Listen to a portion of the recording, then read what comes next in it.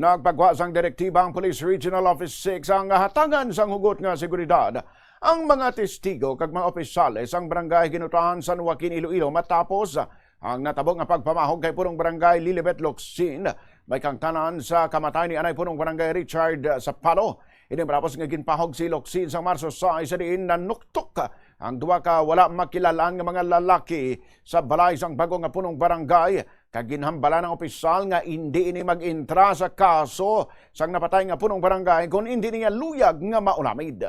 Suno kay PRO6 Director Brigadier General Josefino Ligan, nagatag na sa sang mando sa hepe sang San Joaquin Municipal Police Station nga si Police Captain Isagani Tabares nga hugot nga bantayan ng mga testigo amuman ng ilang nga mga pamilya. Pahayag ni Ligan magaparigan sang Threat Assessment Autoridad agud masigurong safety sang pumuluyo sa nasabit nga lugar kag wala man sang liwad nga magpamahog nga mga individual. Nabalawan nga mayara sang nakadeploy 24 hours nga police personnel kagkatapos sang 1st Iloilo Provincial Mobile Force Company agud magbantay sa lugar samtang nagapadayon pang imbestigasyon na hanungod sa kaso sang ginpatay nga punong barangay.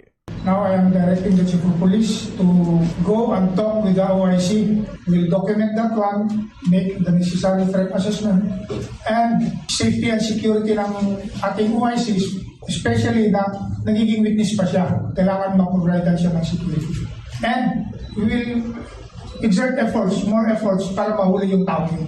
Para hindi na siya makagawa ng krimen ulit. Para matulungan din siya sa mga tropa natin sa province, matulungan ng ating mga support units para magkaroon ng kapayapaan at katahimikan yung lalo na dun sa mga tao na nandiyan.